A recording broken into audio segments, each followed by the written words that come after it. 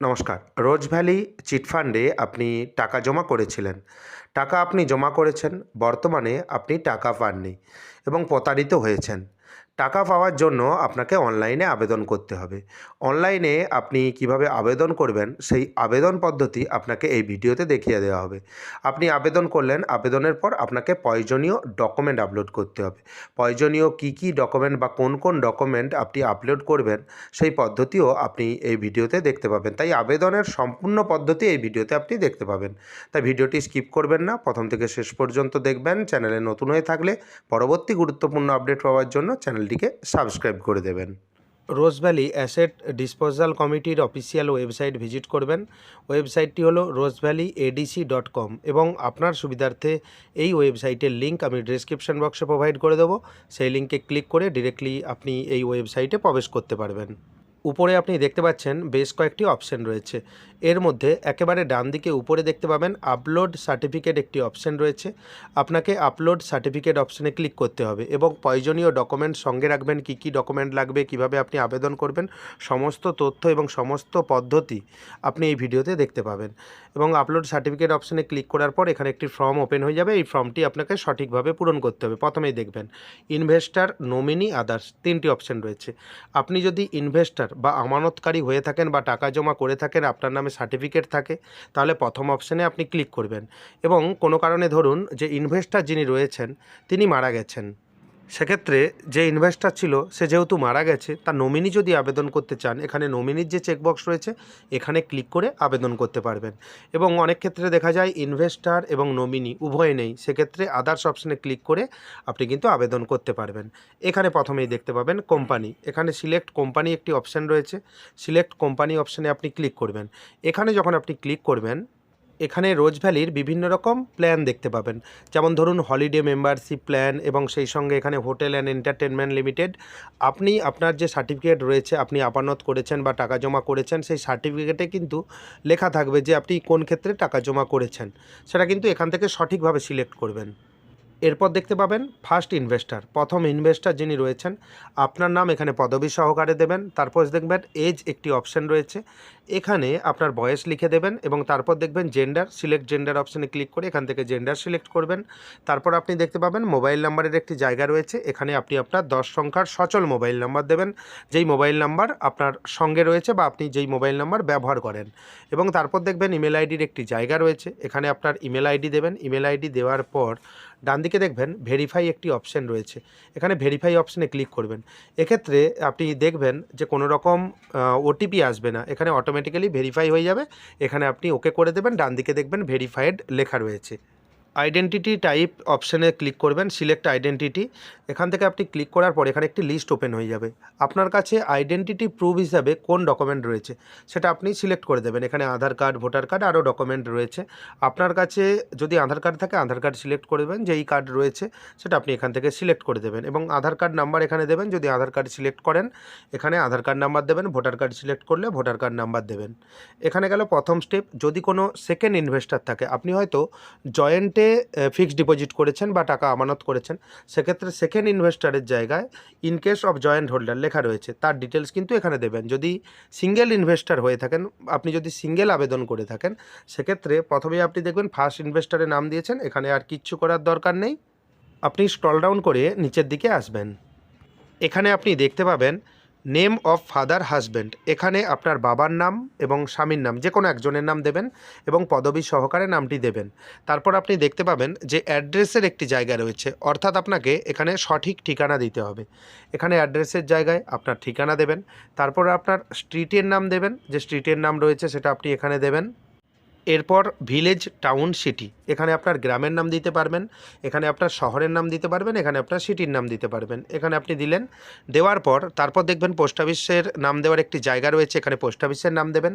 তারপর আপনার পুলিশ স্টেশনের নাম দেবেন। তারপর দেখবেন স্টেট, রাজ্যের নাম, এখান থেকে আপনাকে আপনার রাজ্যের নাম সিলেক্ট করে নিতে হবে। তারপর দেখবেন সিলেক্ট ডিস্ট্রিক্ট, এখানে ক্লিক করবেন, এখান থেকে আপনার ডিস্ট্রিক্টের নাম বা জেলার নাম সিলেক্ট করবেন। এরপর পিনকোড দেওয়ার একটি জায়গা রয়েছে, এখানে আপনি আপনার পিনকোড নম্বর দেবেন এবং এতক্ষণে যে আপনি অ্যাড্রেস পোর্শন ফিল আপ করছেন সমস্ত কিছু আপনি ভালোভাবে দেখে নেবেন এবং স্ক্রল ডাউন করে সামান্য নিচের দিকে আসবেন। এখানে দেখবেন bank account details of investor, যিনি ইনভেস্টার বা যিনি আমানতকারী রয়েছেন তার ব্যাঙ্ক অ্যাকাউন্ট ডিটেলস এখানে দিতে হবে। প্রথমেই দেখবেন সিলেক্ট ব্যাঙ্ক, এখানে আপনি ক্লিক করবেন, যেই ব্যাঙ্কে আপনার অ্যাকাউন্ট রয়েছে সেই ব্যাঙ্কের নাম এখান থেকে সিলেক্ট করবেন। তারপর দেখবেন নেম অফ দ্য ব্রাঞ্চ, আপনার যেই ব্রাঞ্চে অ্যাকাউন্ট রয়েছে সেই ব্রাঞ্চের নাম এখানে দেবেন। এই অপশানগুলো ফিল আপ করার জন্য আপনার ক্যান্সেল চেক বা আপনি ব্যাংকের পাসবই সঙ্গে রাখবেন। Name of the branch code, এখানে আপনি আপনার ব্রাঞ্চ কোড নাম্বার দেবেন এবং তারপর দেখবেন সেভিংস ব্যাঙ্ক অ্যাকাউন্ট নম্বর, এখানে কিন্তু সেভিংস ব্যাঙ্ক অ্যাকাউন্ট নাম্বার দিতে হবে। এখানে কিন্তু লেখাই রয়েছে, এখানে কিন্তু কারেন্ট ব্যাঙ্ক অ্যাকাউন্ট নাম্বার দেবেন না, এখানে মেনশন করে দেওয়াই রয়েছে সেভিংস ব্যাঙ্ক অ্যাকাউন্ট নাম্বার। এখানে ব্যাঙ্ক অ্যাকাউন্ট নাম্বার সঠিকভাবে দেবেন এবং এমআইসিআর অফ দ্য ব্যাংকের এমআইসিআর যে কোড রয়েছে সেই কোড নাম্বার এখানে দেবেন। দেখবেন অনেকের ব্যাংকের পাসবুকে এমআইসিআর কোড নেই, আপনি গুগল থেকে সার্চ করে এখানে কিন্তু এমআইসিআর কোড লিখে দেবেন এবং তা না হলে আপনি ব্যাংকে গিয়ে যোগাযোগ করবেন যে এমআইসিআর কোড কত রয়েছে, সেখান থেকে আপনি এমআইসিআর কোডটি সংগ্রহ করে নেবেন। তারপর IFSC code of the bank, এখানে ব্যাংকের আইএফএসসি কোড দেবেন। ব্যাংকের সমস্ত তথ্য সঠিকভাবে এখানে কিন্তু আপনি ফিল আপ করবেন। ব্যাংকের তথ্য সঠিকভাবে ফিল আপ করার পর এখানে দেখবেন ডিটেলস অফ ইনভেস্টমেন্ট, আপনি যে আমানত করেছেন বা টাকা জমা করেছেন চিটফান্ডে সেই ডিটেলস দিতে হবে। এই ডিটেলস দেওয়ার জন্য আপনাকে যে সার্টিফিকেট দেওয়া হয়েছিল টাকা জমার বিনিময়ে এবং বন্ড কোনো কপি দেওয়া হয়েছিল কিনা সেই কপি কিন্তু সঙ্গে রাখবেন, তা নাহলে এই অপশানগুলো আপনি কিন্তু ফিল আপ করতে পারবেন না।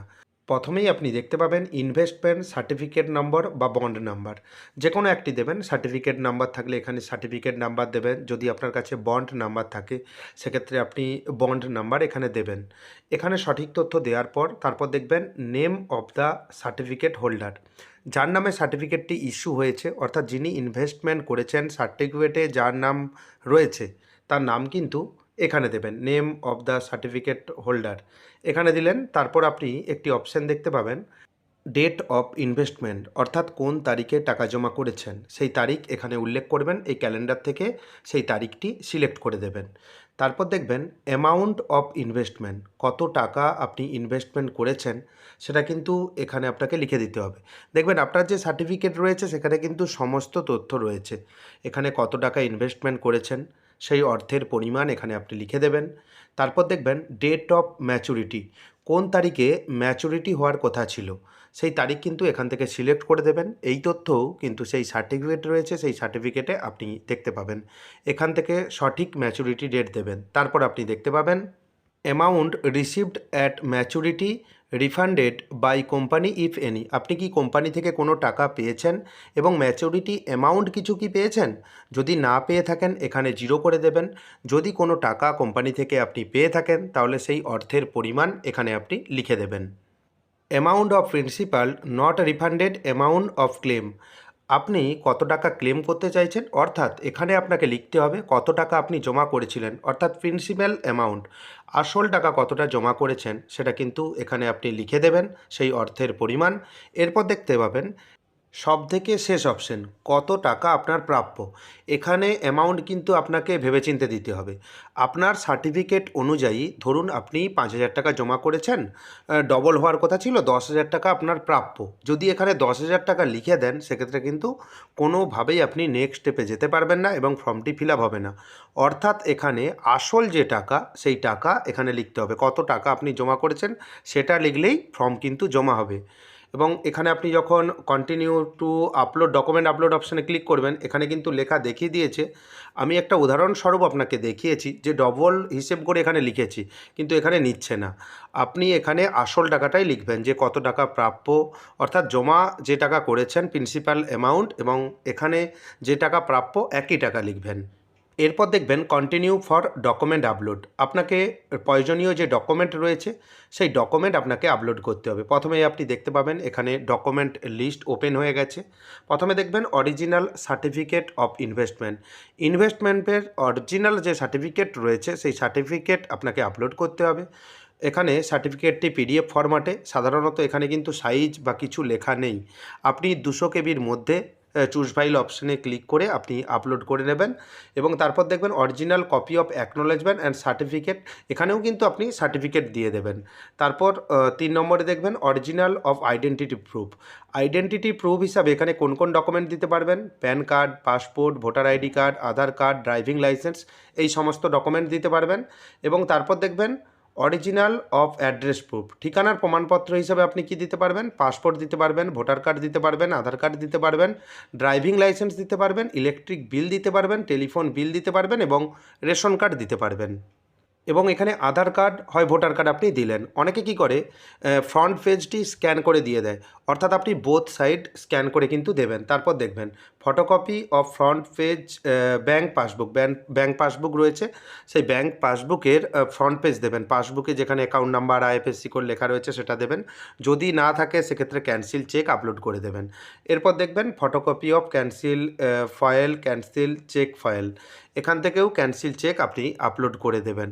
এবং ধরুন 5 নম্বরে আপনি ব্যাংকের পাসবুক আপলোড করলেন, যদি না আপনি ক্যান্সেল চেক এখানে আপলোড করেন সেক্ষেত্রে কোনো রকম অসুবিধা নেই। দুটো জায়গায় আপনি যদি 5 এবং 6 নম্বর পয়েন্টে ক্যান্সেল চেক আপলোড করে দেন সেক্ষেত্রেও কোনো অসুবিধা নেই। দুটো জায়গায় যদি পাসবুক আপলোড করে দেন সেক্ষেত্রেও কোনো রকম অসুবিধার মধ্যে পড়বেন না। এখানে 7 নম্বর যদি কোনো অ্যাফিডেভিট ডকুমেন্ট থাকে সেক্ষেত্রে আপলোড করতে পারেন। ডকুমেন্ট কিভাবে আপলোড করবেন সেটাই আপনাকে বলছি। প্রথমে দেখবেন 1 নম্বরে অরিজিনাল সার্টিফিকেট অফ ইনভেস্টমেন্ট, ইনভেস্টমেন্টের যে সার্টিফিকেট রয়েছে সেটা কিভাবে আপলোড করবেন। প্রথমত আপনি চুজ ফাইল অপশানে ক্লিক করবেন। ইন্টারনাল থেকে যেখানে আপনি স্ক্যান করে রেখেছেন সেখান থেকে আপনি ফাইলটি সিলেক্ট করবেন।